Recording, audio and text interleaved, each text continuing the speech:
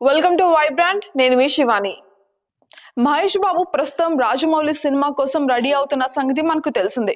Triple R తర్వాత రాజమౌళి తన vision, తన స్థాయి ఎంతగా పెరిగిందో ప్రత్యేకంగా చెప్పాల్సిన పనే లేదు. అంతర్జాతీయ స్థాయిలో హాలీవుడ్ లెవెల్లో సినిమాను ప్లాన్ చేస్తున్నారు రాజమౌళి.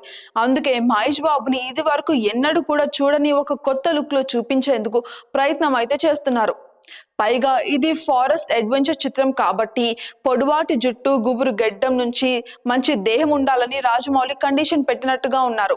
ఇక దీంతో మహేష్ బాబు వర్కౌట్లు అంటూ తెగ కష్టపడుతున్నారని చెప్పాలి. ఇక ఎప్పుడు పెంచినట్టుగా గెడ్డం, జుట్టుని పెంచేస్తున్నారు మహేష్ బాబు.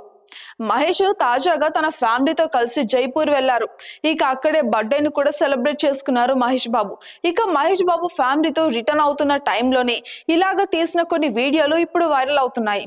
బాబు తన లుక్ ని బయటకు రాకుండా కవర్ చేసుకునేందుకు క్యాప్ అయితే పెట్టుకున్నారు. ఇక జుట్టుని వెనకాల ముడి కూడా వేసుకున్నారు. గుబురు గెడ్డంతో, పోనీటెల్ తో మహేష్ బాబు అయితే కనిపించారు. ఇక దీంతో ఫ్యాన్స్ ఖుషి అవుతున్నారు.